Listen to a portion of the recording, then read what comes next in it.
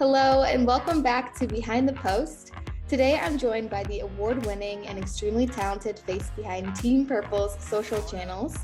She's striving to make an impact with creativity, passion, and the occasional meme. Please welcome to the show, Helen Hauck, Head of Social Media Strategy and Engagement at IFS. Helen, are you ready to go behind the post with me? Absolutely. Amazing. I'm so excited to be sitting down with you today. If you're watching it on YouTube, you could probably see the smile on my face. I really admire everything that you are doing, and I feel like I've learned so much from you already. So I'm really excited to learn even more from you today. So could you just give us a brief overview of your professional journey and how you found yourself at IFS? Of course. So I actually started out life as a graphic and website designer.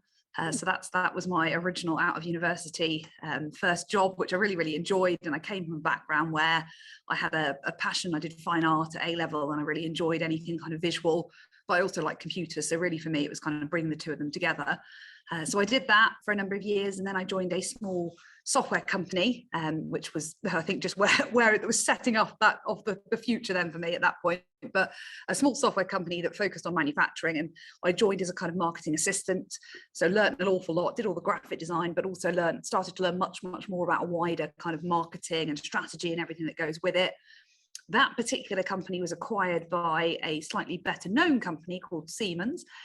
So at a certain point in time, we were formally integrated into the Siemens software division. So I spent a number of years working as part of that team. And again, on top of obviously the beauty of being in a small company is you get to be really hands-on with everything. The beauty of being in a really large company is you learn how corporate companies are structured, so that enables them to grow effectively. So being part of Siemens really gave me the opportunity to understand the concept of a central team, then regional teams, and how they interact and work together.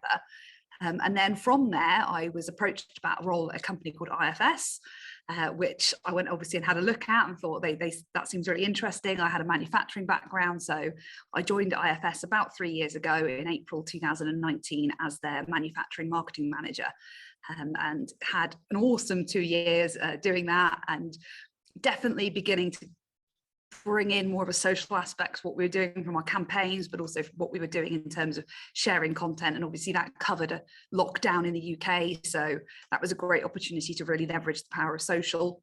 And then that really led on to the summer of 2021, and an opportunity came up for somebody to come and take over the role of the social media team here at IFS and really try and grow it. And I was, very pleased when they approached me and asked me if I would like to do it. And the rest, as I say, it's not quite history. We're not on it. We're not there. I've not done it for a year yet, but it's getting quite close now. Wow. I mean, we're going to dive into that a little more later on, but it's so amazing, and you're absolutely rocking it. So congratulations on almost a year. Could you just give our listeners a brief overview of what IFS is and the value that you are providing to your customers?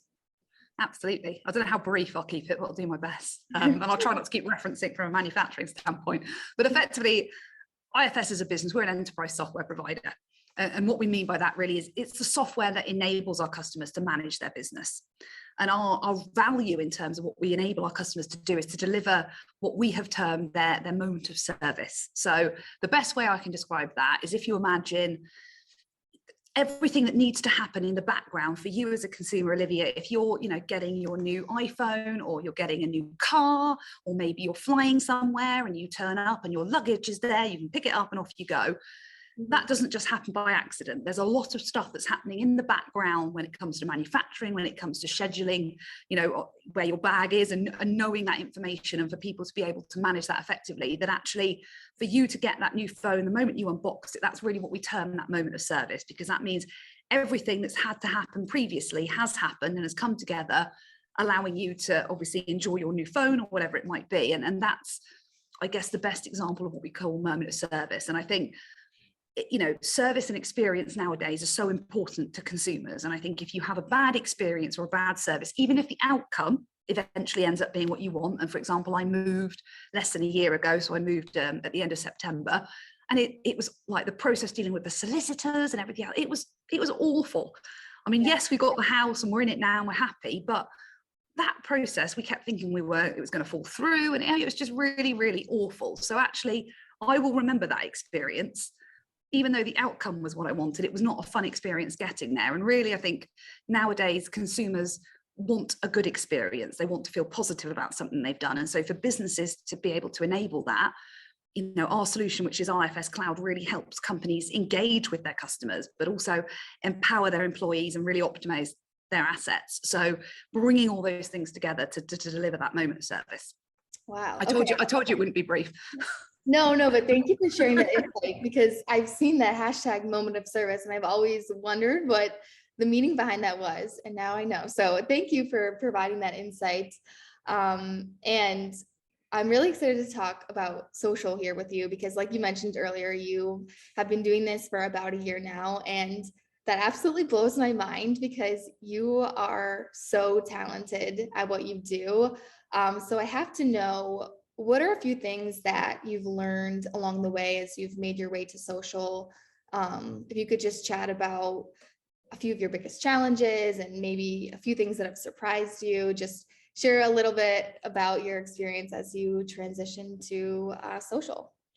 Absolutely. I've said absolutely 3 times now. We're just talking about linking words the other day. And I said mine was obviously, but clearly I've changed it to absolutely.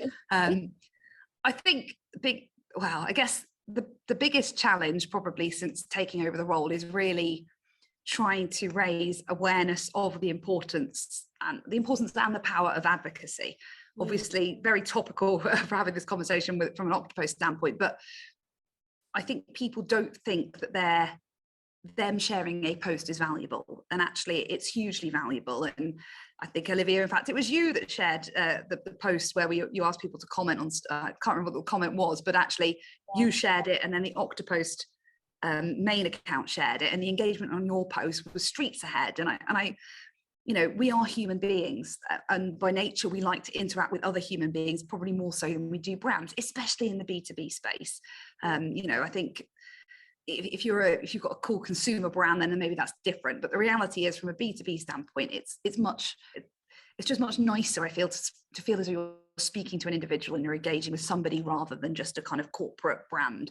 And so I think the biggest challenge I've faced since taking over the role is really trying to bring that awareness within IFS and within our ecosystem to say, actually, no, it's really, really important that you do this and you get involved and, and you share content and you share your own original posts, because actually there's 5,000 people now that work for IFS. So that's much, much more than I or my team of 3 can accomplish just doing it through the corporate channels. And I think that's really been the biggest challenge, is in that kind of that awareness and enablement internally to say, advocacy is really important. Actually, we've completely switched up what we're doing from a social standpoint, and we're trying to think advocacy first now. A lot of the time when we're creating content, when we are sharing content, actually, let's get this out through our advocacy channel first and foremost, and then we can follow it up with our corporate channels afterwards. And that was a real mind shift switch, I think, from what we were doing previously. So that's definitely been a challenge. I think other challenges is getting people to share what we call original content.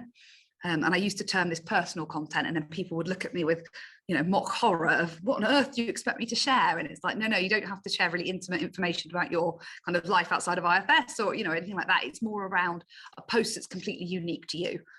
Something that's completely original. Maybe it's a photograph you've just taken. Maybe it's just something you've experienced that week, something that's not curated on the board that you're then sharing and adding your spin on, something that's completely true and unique to you.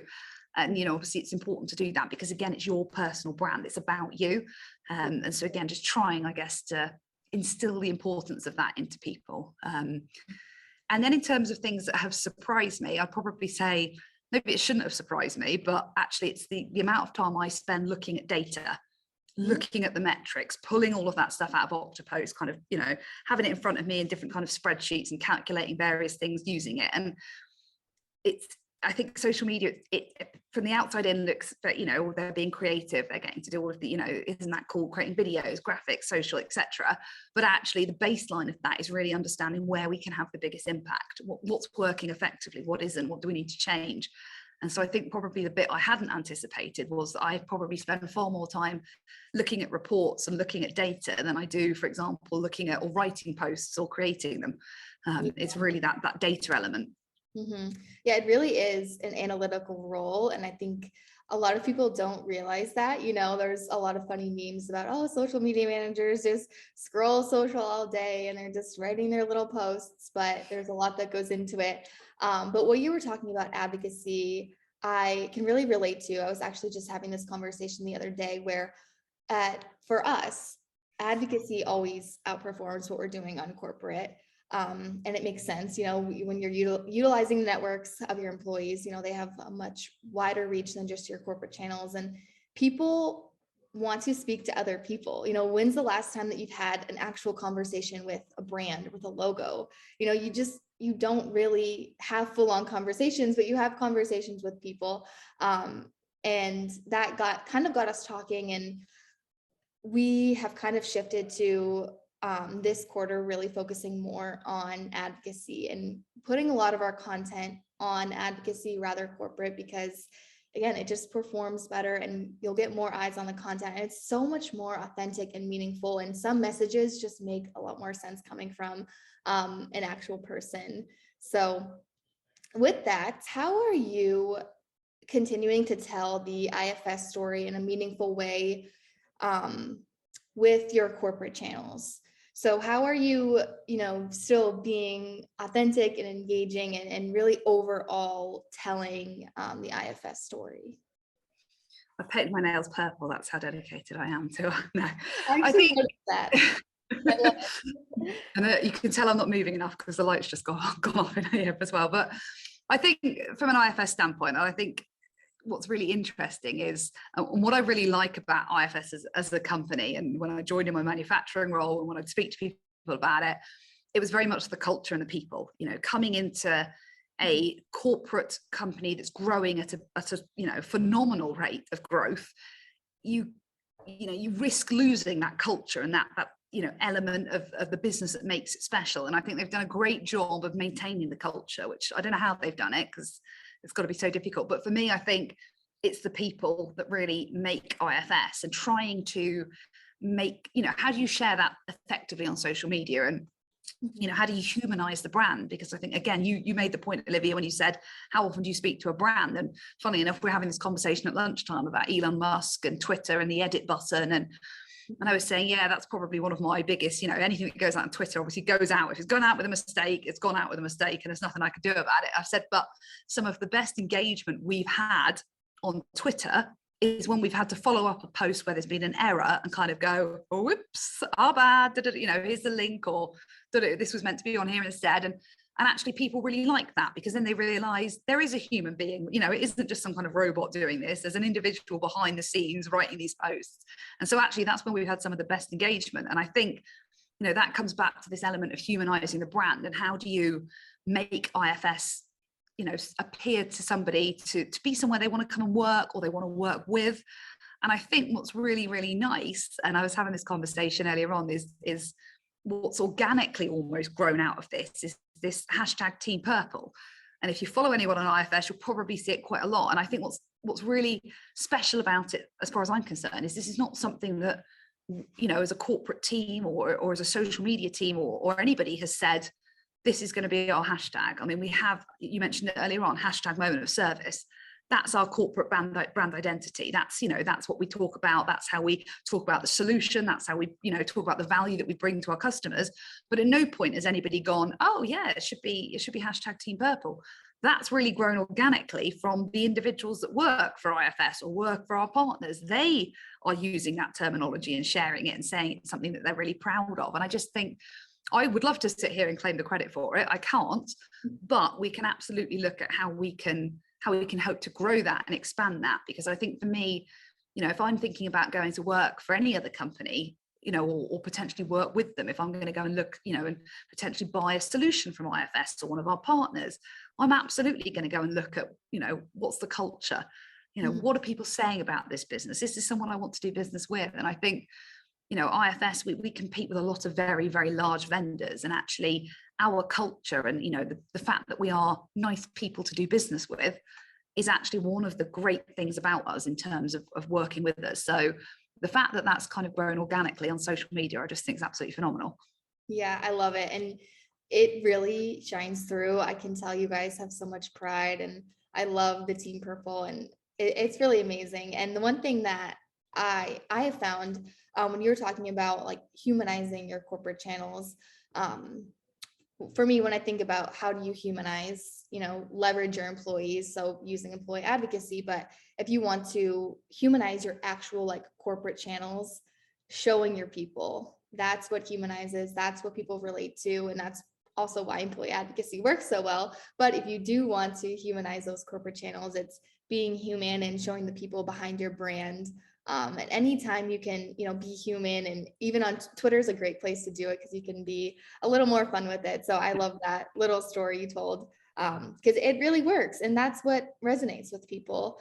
But I want to jump to your personal branding, because your personal branding is on point. I love following you on LinkedIn. And I just love all of the pictures that you show. And I feel like I know you on a deeper level because of the type of content that you're sharing. So do you have kind of a strategy behind it? Do you have like a rhyme or reason behind the things that you're doing?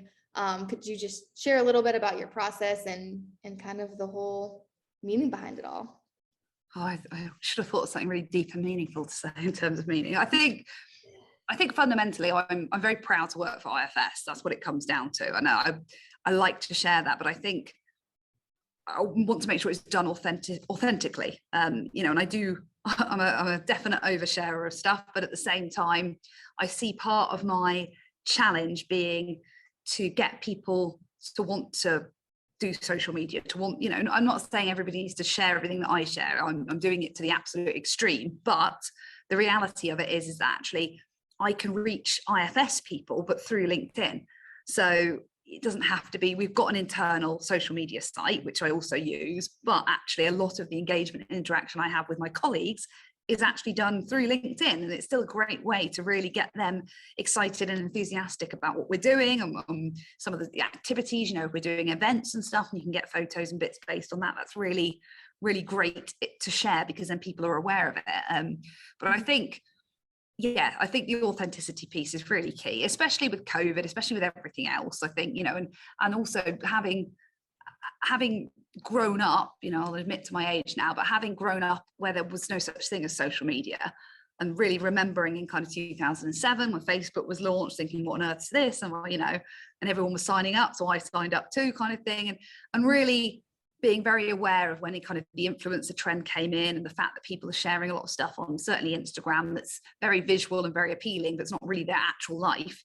I just thought, you've got to kind of share the highs and the lows, and make it real and make it authentic. And what I really do want, and I do want people to feel like they know me, because I want people to meet me in real life and think, oh yeah, you come across like, I do feel like I know you, and you're not suddenly really different. You're the same as you come across on LinkedIn. And I just think if I can achieve that, then I've done well. And I also think the occasional bit of humor, when done right, actually does help people, helps you stand out from the crowd a bit. And I'm the first to say I take my job very seriously, I really do, but that doesn't mean I can't poke fun at myself, or poke fun at kind of the classic things that people would say about social media managers, or the reality of the panic of, oh, what profile have I just shared that to? And I did it the other day, and I was trying to upload something to IFS, and I uploaded it to my profile. So it doesn't matter how long you've been doing it, you can still make a mistake. So I think, I think for me, it's really just coming across as I would be in real life if you met me in real life.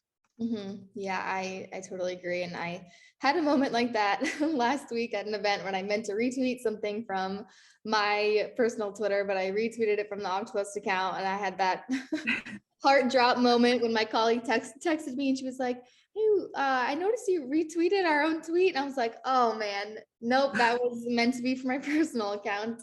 So I totally feel you there. But when it comes to social, and I've realized this through building my own personal brand over on my Instagram, I noticed a shift when I became more real with my audience. So for me, it was when I started talking on my Instagram stories and like really getting my audience to like know me and start to build that community. That is where it's almost like a switch where you're building that little community and your followers really know you and you can be real and authentic. So I'm still getting my footing down on LinkedIn. I'm new to B2B, and Oktopost is my first B2B social role. So I'm still working on that. And I feel like I've learned so much from you in that sense. But I totally agree. Whenever you can be authentic, that's what matters when it comes to social. So we're nearing the end of the show here, and I have one more question for you that I ask all of my guests. And that is, what is one thing you wish your colleagues in other departments knew about social media or being a social media manager? I think the one thing I wish they knew about social is that they should be a part of it, that actually it's something that everybody should be a part of, because I think collectively we can achieve so much more than as individuals or as just through our corporate channels. So if there's one thing I think that anybody watching this or anybody that's, maybe thinking, oh, maybe I should get involved, please do it, because I just think actually don't underestimate the value you have as an individual. It's huge, and we really need as many people as possible collaborating with us, sharing content, suggesting content, because that's the other thing. I think, I'm based in the UK. I cannot be, as much as I'd love to say I'll just jet set and travel world, I cannot do that. So if stuff's happening that's either topical in a specific industry or that's happening in a specific region, then sharing that insight with us and kind of helping us get those posts up and ready for people to share it is invaluable, really. So for me, I just feel like social media is something that everybody should be involved with. Yeah, I totally agree. And that is something that I get a lot when I ask this question is people want everyone to know like the value of social and the power of getting everyone involved. So thank you so much for joining me behind the post. I loved sitting down and learning a little bit more about your journey and a few of the lessons you've learned along the way. So thank you so much for joining me here today. Thank you for having me.